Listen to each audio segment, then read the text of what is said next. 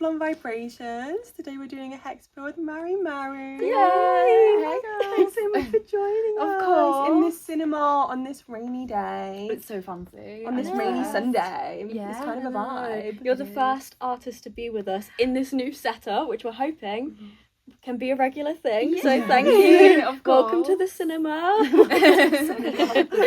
Ooh, we are going to be using cinema Harry Styles on everything. Oh, so true. So, we are here with the Hex Appeal, and are you into tarot at all? I am. I do it a lot every Galentine. So I've got a group of 5 girlies that I see we see each other a lot, but because we live in different parts of the country now, we always meet up and we do tarot, and it's a yearly thing. So it's the season. We're meeting up again in a couple of weeks. For That's Valentine's. so good. So it's We lovely. at work we did it sounds so weird. We did a year tarot cards. We pulled one main card, and that was your card for the year. And then it's so funny because my work friend, her birthday is next week, and she was so I'm gonna pull one on my birthday, and then we're okay, and then we can pull one on Lunar New Year, and now I'm okay, now I want to do one on Galentine's. It's at a certain point I'm gonna lose track of these yearly points. So many. I do feel like I want to steal your tradition though. Oh, That is such a good tradition. yes. Can we go? Welcome to Liverpool. Will we? No, I don't want to think about those train prices at all. They're very expensive, honestly. I bet. But it's a good vibe. Yeah. So, we will ask you questions. However, you have to pass the test to be able to get to the deck. Okay. Why did you clickbait that the way that wasn't in the briefing that we were going to phrase that as a test? And I was so you're not getting tested. And every time, I'm it's we do it on purpose to make artists squirm. Because every single time we go, so we're going to test you before you get to the deck. And every time there's fear in everyone's face. Just so you know, no one has failed so far. So if that gives you some... I thought that was meant to be reassuring, but now I'm not so sure that it was. First fail we have. No matter how confident people are, they come into this and then we're so you need to pass the deck. And every time, we've had people before be I think I do give good advice, Loki. We're oh, you're going to love this. And we're so we're going to test you. And they're where did that confidence go? Okay, so question number 1. Okay. Would your friends consider you a good advice giver? And do they follow your advice? I would say that they think that I am a good advice giver. I feel like I'm quite maternal, which I actually don't think I give, but I actually am. But I don't think they follow the advice. I think everyone's a bit chaotic. So I think we like to gossip and we like to chat, and I think the advice is more just, I don't know, it's just vibes. I don't think anyone's following it, to be honest. Is it like blind leading the blind? Oh, absolutely, yeah. Yeah, no one can see. Yeah. But at least you're fumbling your way through all together. That's an important part. Exactly. I think, you know what, we've probably gotten a bit more settled now, because after I graduated a couple years ago now, so we're all working queens now. So yeah, you have to be a bit more. You have to open maybe one eye. Yeah. Do you think you've ever given objectively bad advice? Have you ever said something and thought ooh, I wouldn't even follow that myself actually? Oh god, okay, I might have to think about this one. I feel like the clearest one would be telling someone to text someone, yeah, and then when they don't get the response they want, and then you're hyping them up to be yeah, send that text, and then they just don't quite get the response that you'd all planned for, and it's just kind of ooh, you're set in a circle yeah. Ooh, I'll give my what's the word, testimony for this is, oh my god, it actually makes me feel sick, but I really hope I've said it on the podcast before, because if not, then this is really a truth circle right now. Is everyone was hyping me up to message someone one time to tell them that I liked them, and then I and then I did, and they were I thought you were joking. Oh no! You're lol. Oh yeah, okay, I was. Haha, I was. And the way that we were all no, this person is in love with you. They seem in love with you. When you're 100% convinced, and it was just they were just kind of oh, okay.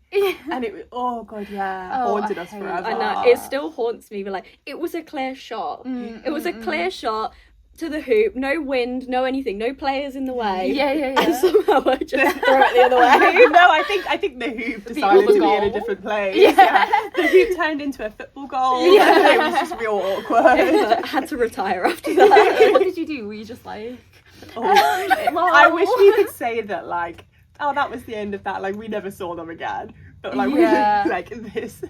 That was just kind of like part one of like a series of unfortunate events. Yeah. I hear you.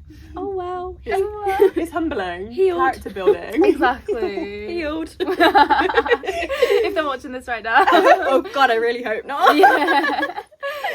Oh. I feel like we set the bar too low. That like I feel like it might be hard for you to then give a piece of bad advice because that is really bad advice from our To be honest, I have it a lot with my friends because we're all really queer. We're always trying to guess if the person they like is also queer. I don't know if you get that, Real. but it's like I'm like, yeah, no, they 100% are, and it's just like they reply, they're like, sorry, like I'm not interested, and I'm like, Yeah, no. the been game was off. Like, on New Year's we were sat next to this table and we were convinced, we were like 100%. I went to the bathroom, I came back and Liz went and honestly like it's so bad, but like since then we've just been like, what?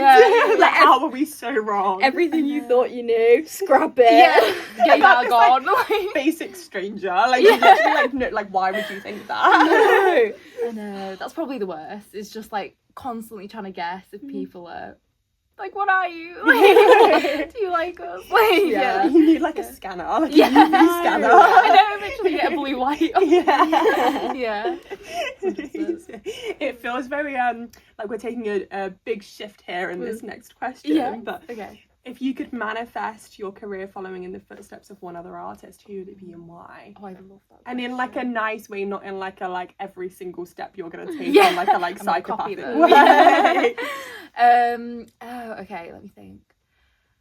I've been listening to a lot of Julia Wolf. Do you know her? Yeah. She's so cool. And I think I think she's still independent now, and I think she's held that down for a while. And I just love that she's kind of had so many different eras. She's not like scared to try different things. Now she's down more of like an alternative emo thing. I think it suits her so much. And she seems like just someone that I'd love to hang out with. And I think that the way that she kind of has carried herself online and like she's so unserious as well. I think that she's given herself such a lovely platform. Like I just love the community that she's built. She's like truly on her own path. Yeah, she Like, is. she's just 100%. doing her thing. Yeah, and I love all like the Twilight stuff. I like Twilight. That makes so much sense for you. I love Twilight. So I think Julia Wolf, icon. Otherwise, I mean, we spoke earlier, but I love Ashnikko, and I think that like she has like zero boundaries, and I think I want to give like. Can I say it? Yeah. Oh, okay. That wasn't in the briefing. I want to like give that much of like not a fuck. Like I just want to do stuff that makes people feel like borderline uncomfortable, but in like a cool way. Like visually, I think. I feel like she's someone, and like not to just bring up death for no reason, but she will get to the end of her lifespan and look back at every move she made along her career and think like that was all authentic. Yeah. Everything was for me what I wanted to do, no matter what like the outside perspective was. And I feel like that's a really like good There's such path. power in that, and I think that's maybe why the rise of people wanting to stay independent is what it is now, because I think people are understanding like the only way you pretty much can get truly 100% of your vision and have that unapologetic I'm just gonna do what I want to do is to be independent. Like you see it with Ray, where she was like I have an album but like I might release it, but like it's on my terms, so like when I think it's ready then I'll release it. Because she went on stage with the QR code and was like, I'm independent, I need to push this. Like, it doesn't matter if I'm in arenas now, you still need to scan this QR code, otherwise it won't sell. Yeah, that's mad. Do you guys listen to Kim Petras much? Because I a little bit, but she is currently like on Twitter, like begging to be dropped by a label because they're like stopping her from like releasing an album. Whoa. Yeah, and I was like, that's so interesting because like she's got so much push, but like she is like actively campaigning to get herself dropped, which is so crazy. I think it is that freedom thing, isn't it, that I think is becoming increasingly difficult in the like state of the industry, where people kind of, it's like, well, you have to sell and you have to make TikToks and you have to do this. I think people are kind of like, well, actually I kind of want to just go back to how it was before, where I just released and then the people who was supposed to find my release found my release. That's I think how you get that almost euphoric doing what you want to do, that we're manifesting in your part. Like, oh, yeah, definitely, Lovely. And we're pleased to say that you have passed. You were never going to fail. No, yeah, now I've heard the question, I'm like, yeah, fail, yeah. So you will make it to the deck.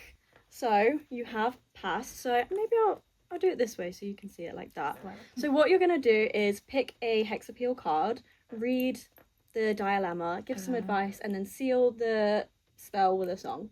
Love that. Yeah. So cute. Okay, do you want me to? Yeah. Come on. Okay, let's have a look. Gonna go. That's how you know you're a real tarot girl. I was like really we're feeling okay. it. Yeah. Okay, I'm gonna go for this one. Good luck. Should I read it out? Yeah. Yes. Okay, cool. I got invited to a huge industry event, but the people there give me bad vibes. Should I go for networking or trust my gut? Whoa, I love that after the independent conversation we've just Yeah, had. so relevant. I feel like to trust your gut actually, because I feel like as much as the industry, there's like so many lovely people, like you guys, so lovely, like a lot of the people that I mix with, like producers, like amazing people, a lot of artists, got a lot of artist friends. I think definitely like trust your gut. Like with the industry, it's just like, it's kind of just like friendships, I guess. So it's like how you would look for friends. I kind of always work for people who are super open-minded and like who are like very non-judgmental and are kind of, they're doing it for the right reasons. Do you know what I mean? I feel like if you have a bad feeling, a bad like something in your gut that's saying like don't go, I think there's going to be plenty of opportunities. Like if you're getting invited to like a huge industry event, there's many to come probably if you're already in those spaces. Like I'd say trust your gut. Like I feel like you want like your art and stuff should be protected at all costs, like if you can, with the people that you surround yourself in.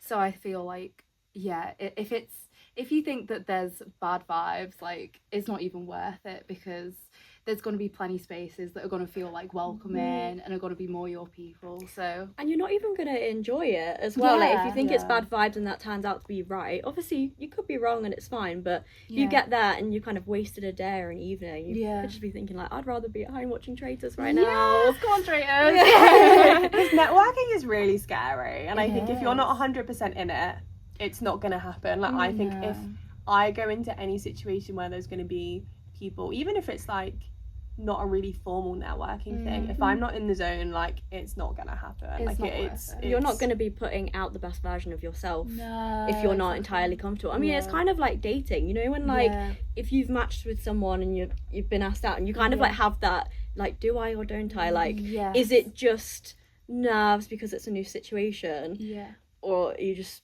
shall I just do it for the sake of it? Like, no, it's fine. Another one will come around. It's kind of the same thing. Exactly. Networking's literally like speed dating, I feel. Like, it's literally, you've got to tell a little bit about yourself. You've got to, like, suss out what they're about and if you're compatible almost. And it's, like, it can be such, like, a tiring event. So I think just being, like, yourself, like, you will, like, I feel like whoever. So I feel like I would say, like, always be in spaces where you can be like the best version of yourself, because that's how you're going to get like the best out of it. And I like this idea of compatibility, because I think for a lot of creatives at the beginning of their journeys, I think it's really easy to be like, I need connections, I need people around me, and this is how I'm going to grow. And like, I'm not going to sit here and say that's not how you grow, because it kind of to a certain extent is, even in the sense of having friends who you can talk to about things, even if you're not necessarily working together. But I think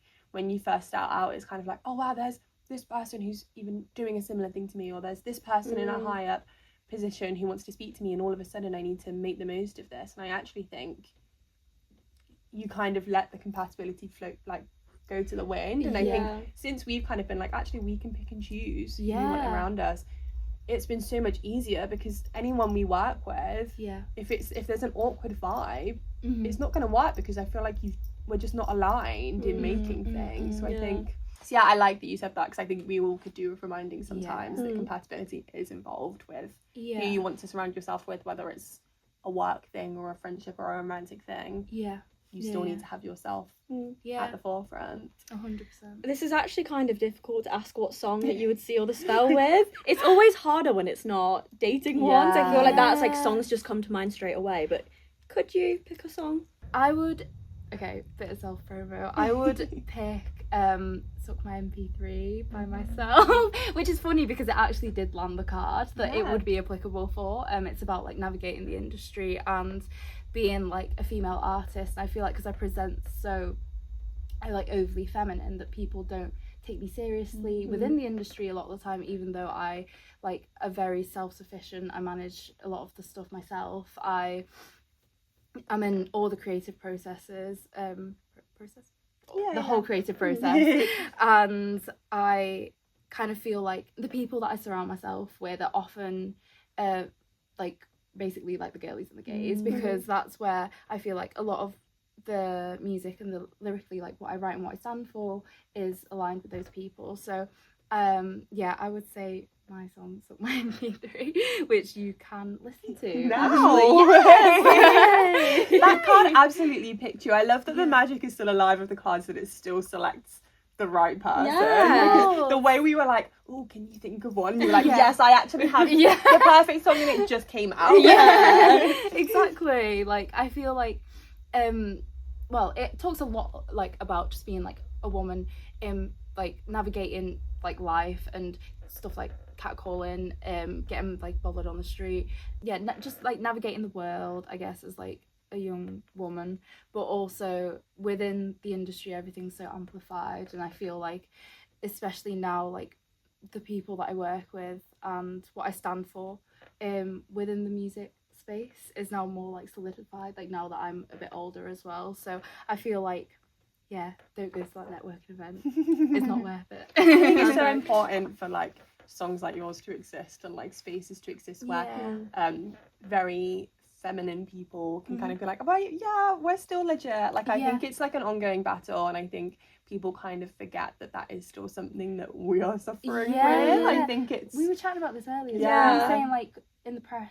I totally feel that, like the amount of times where I feel like I can't even touch the laptop that's in the studio because that's not my job, that's the guy who sat there's job, whereas it should be obviously more open, and the people I work with give space to everyone no matter what. Like I don't want to be the girl that writes lyrics and that's it, you know, like that's... And it's so integrated, like we always have this story, and like I'm so sorry that like this random person from like 3 years ago still gets dragged through the mud, but like we had an experience early on where we were going to festivals as press for the first time, and ultimately like the person who wasn't taking us seriously was a woman. Really? And it's like and that woman to today still I don't think really takes us seriously, like doesn't really like put us on the same level as other people, and it's so frustrating. And I think you picture, well, I guess like we're getting very deep for a Hex Appeal, but like you picture sexism in the music industry as something that is done by but like old men high up in the music labels, and it's like, well, it's not. It's in the fact that I walk into the press area and you think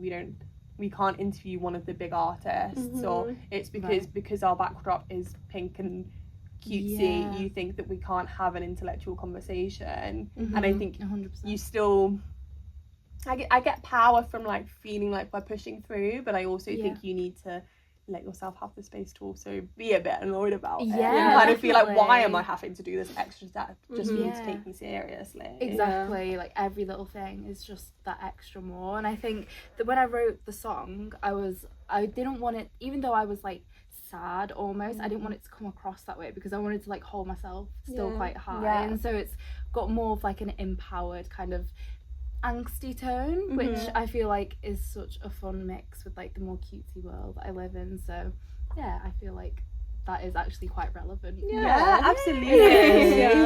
And if you want to pick your second card, I'm thinking again about this. Getting a vibe off them. Okay. You need to pick carefully. I'll go with this one. I really hope it's a date one actually, because I kind of want to do that as well. I show up for my friends, birthdays, breakdowns, big events, but when I need someone, it's crickets. How do I ask for reciprocation without sounding bitter? I look, it's crickets. Like I know, like drama. Like we typed these up, but that was so like gagging to hear. Like it's crickets. I'm like, oh, you poor thing. The drama.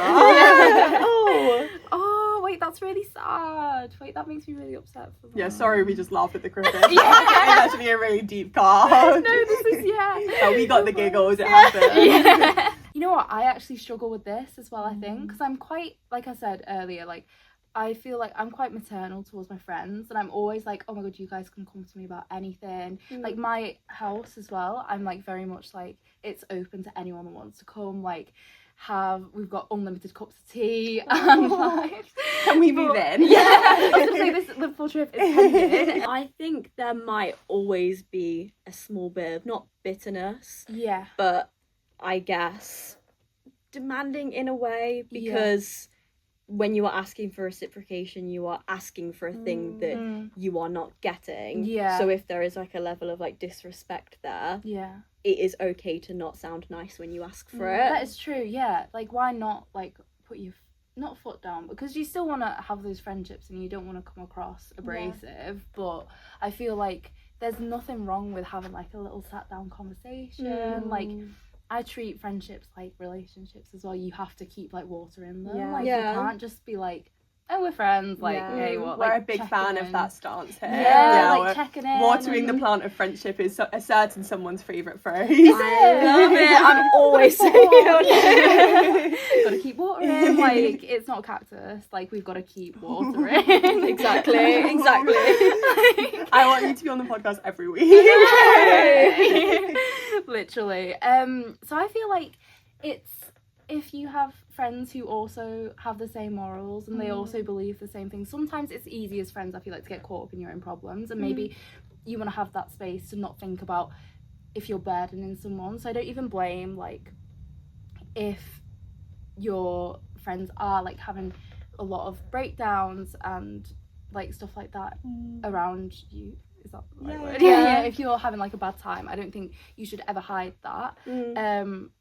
But I guess if you're also going through something, you want to be prioritized in that moment. So I feel like you can actually put your foot down and kind of just say it how it is, really, because that's how the best friendships.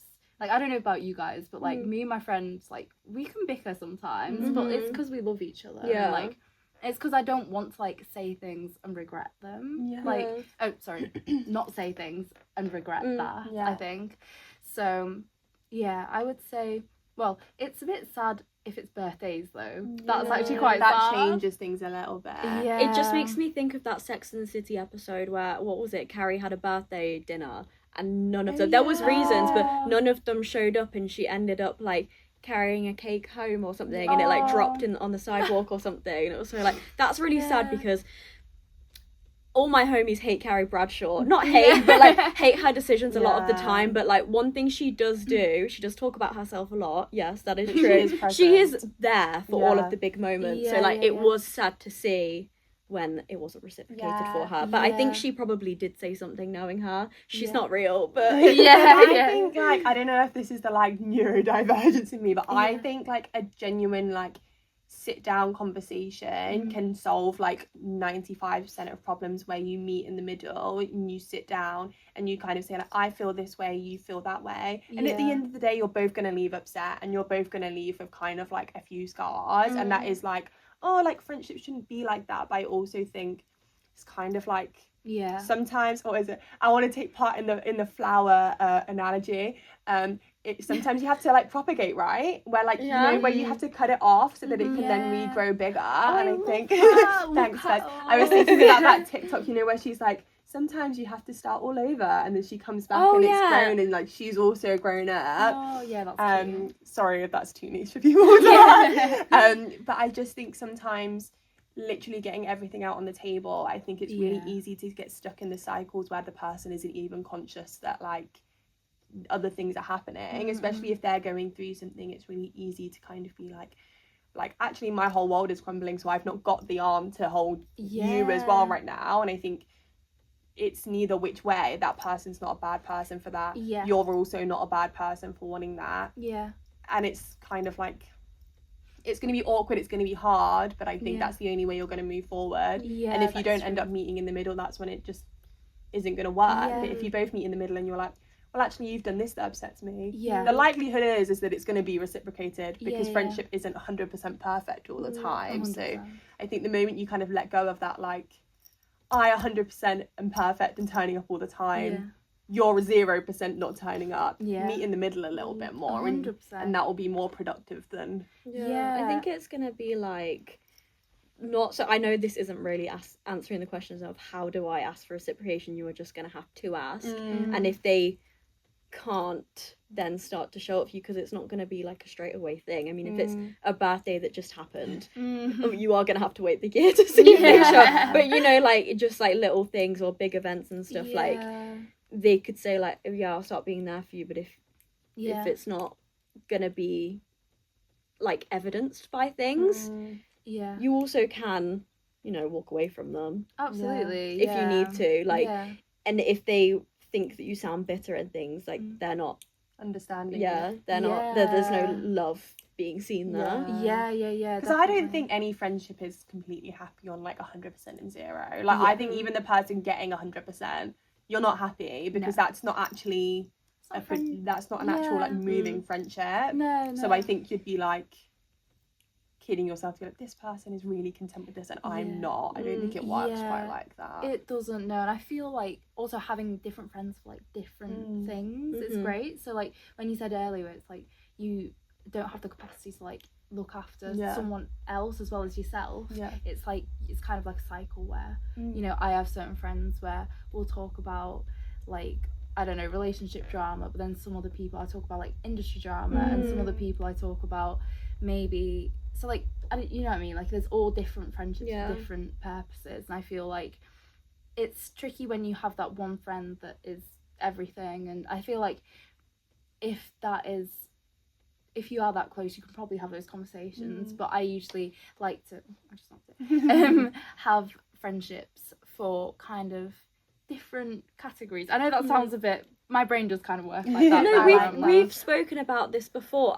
It was another dilemma at some point on the show, like and say like, this is the friend that you go to the gym with and you talk about all the things when you're already high energy, and this is the one you have the coffee every 2 months with, but you really get into it and then you don't speak in between that, and it's like you said, like different categories of friends for different things. It kind of works with the emotional categories as and then well. it's more sustainable for you as a person to maintain friendships. If you had like the really deep emotional drop-in sessions with everyone, then like you would have nothing left because that's all of your like socializing. Whereas if you have some people who you split that up, it's less on one, it's more on like 50 or 50. Definitely. And what song would you give to seal this gosh spell? This had like different crossroads and detours and everything. It could be something that could make the listener feel better about this. It could be something that kind of sways them either which way. Like if you wanted to do like a really angry, bitter song, you could, but also if you wanted to do a comforting song. I've chosen BFF by Slater and Asia Rosca because I feel like my default with music is to go for like those girl boss kind of like tunes where it just gives you that energy to maybe pluck up the courage to talk to your friend, because sometimes it can be daunting. So it's like, it's gonna make you feel good, like the song, it's a feel good song, and it's just like the perfect like sonic and like visual representation of like friendship to me. So it's like quite a fun, I don't know if you've ever heard the song, but it's really kind of like, it's a good vibe. It's very feminine, girly, and it might give you that boost that you need. So I'll go with that. Do you know, I actually, whilst you were talking, it made me think, Girl So Confusing. Oh my god, it was right there that it was whole right time. there. You were thinking about for 10 minutes. Like it just came to me. I was like, oh my god, I see Brett Green. Like, wait, can I plug another song? So I wrote a song, well, it's out actually. It's out, it's called Me in the Mirror, and I literally referenced Girl So Confusing in the line because it's about like comparing yourself and like those like really tricky female friendships where you're like, I am a girl's girl, but I actually hate you because like this is like how society pins us against each other. So when I listen to like Charli XCX, Girls So Confusing for the first time, I don't know if you all remember, but it felt like, it's a bit offensive to say, but like I was gonna say you all remember where you were at certain things. That was one of those for me where I remember I was sat back home in my family home, I was listening to it and I was just like I feel this on like a spiritual level. So I don't know how she like what she laced that song with, that like every woman everywhere just like it just hit. I think Charli XCX is one of the like most incredible like storytellers, songwriters, but I think there's something in that song that is like, you've exactly put that into words that I don't think has been put quite so perfectly before. And So the way warm. Lorde adds onto it, and it's just perfect. Like you're trying to get your friend to be Lorde. Yeah. That is like you want Lorde to come in. We need and give her verse and her side of the story, because I think. And then you can walk down the platform together. Yes. Like they do. And then that's like appear out of nowhere. there's like option A, and then option B is your song. Yeah. So I actually like hate you. yeah, literally. I think let's go with Girls So Confused. Let's go with that one. I convinced you. Yeah. Obvious, you know, I'm swayed. Like, Thank you so much. That was so good. You did very well. Aw. So we're just going to finish off with a couple more questions. But yeah, you did really well on that, I think. you. So your new single, Suck My MP3, came out yesterday. It did. What would you like to say to new listeners for them to check it out, or just check you out in general? I will say, if you want like a really empowering, like really kind of also like satire, like fun listen, go listen to Suck My MP3. It's been in the works for a little while now, and it's just the start of like my whole new project, which is ahead of us this year, which has been finished. So I'm really excited to put it out. It's got the old shape and everything. I'm so excited. So yeah, it's just the start. So if you want to see what this next year is all about, go listen to Suck My MP3. Lovely. And I fear asking this is also somewhat a hidden way of asking for exclusive. Yes. But while we have the magic of the tarot cards, we like asking people if they want to manifest anything for the next year or so. Okay. So conscious that you have plans that you've not said, what would you like to manifest perhaps beyond that, so you're not leaking things? I'm trying to think. Like, what's on your goals? I'd say, well, just like a little thing, I don't know. I'm playing my first festivals this year that I've already been booked for. Can't say which ones, but they are like coming along, and they are like stuff on my like artist bucket list. So I'm so excited for that. So I'm doing my festival. God, your festival set's gonna be insane. Yeah. I'm trying to think of ways to make the stage so cute. Yeah. But we were talking about this earlier, like the portableness. Yeah. I'm thinking of ways to make it portable. But yeah, I'm really excited for the festivals. Manifesting some. What am I manifesting? I'm manifesting lots of like support shows as well. I did like a headline tour in September that went really well, so I'm trying to ride off the back of that at the moment, and like trying to get in like the bigger rooms. So if anyone needs tour support, I'm always around the corner. But yeah, otherwise I want to be more like creatively enriched, I guess is the right word. I love all arts. I love sewing. I love like crocheting. I love drawing, painting, everything. So I just want to surround myself with like loads of art and just kind of get really immersive. Yeah, exactly. That's kind of what I want from this year, I think. You are such a well-rounded person. Like, wow, I really like admiring you right now. But our manifestations is to be more like you. So, like, if I could just like siphon some of your energy. Well, if you ever need a little something made, like I'm always around the corner. Don't, because we will use you. Yeah. Yeah. Oh, thanks, guys. So much Thank for coming you. on. Yeah, And taking such a good time out of your time in London with us. Anytime on a Sunday as well. Thanks for having me. Honestly. Thank Yeah. you.